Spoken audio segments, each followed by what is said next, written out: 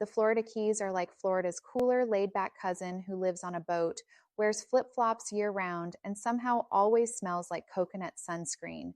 It's a stretch of tropical islands where real life takes a backseat to breathtaking sunsets, crystal clear water, and an overall vibe that says, hey, maybe we don't need shoes today. This place isn't just a destination, it's a whole lifestyle. One minute you're driving over a bridge that looks like it was dropped straight into the ocean, and the next you're pulling up to a tiki bar where the bartender is probably also a fishing guide. And if you're wondering whether the locals actually work, well, let's just say the most common job description here is kind of retired, but also maybe a boat captain. And speaking of boats, you're going to see them everywhere.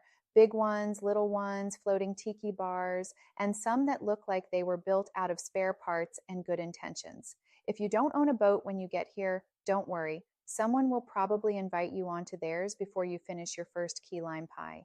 And yes, key lime pie is basically its own food group down here. There's the classic kind, the frozen kind, and if you're really lucky, you'll find one on a stick dipped in chocolate. That's when you know you're doing the Keys right.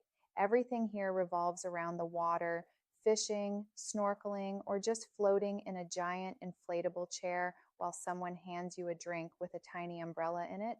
Then there's Key West, where things somehow get even more interesting. You've got chickens wandering around like they own the place, a legendary bar on every corner, and people who clearly decided a long time ago that shoes were optional. And let's not forget the nightly sunset celebration, where everyone gathers to cheer at the sky like they just won the lottery. It's a place where history meets absolute chaos in the best way possible.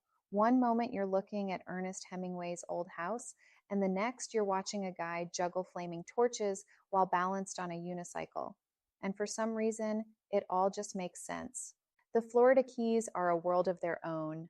There's no rush, no stress, and definitely no snow shovels, just sun, sand, and the occasional pelican that looks like it might ask you for spare change, whether you're fishing, diving, or just people watching while sipping something tropical. One thing's for sure, once you experience the Keys, you'll start wondering why you haven't moved here yet.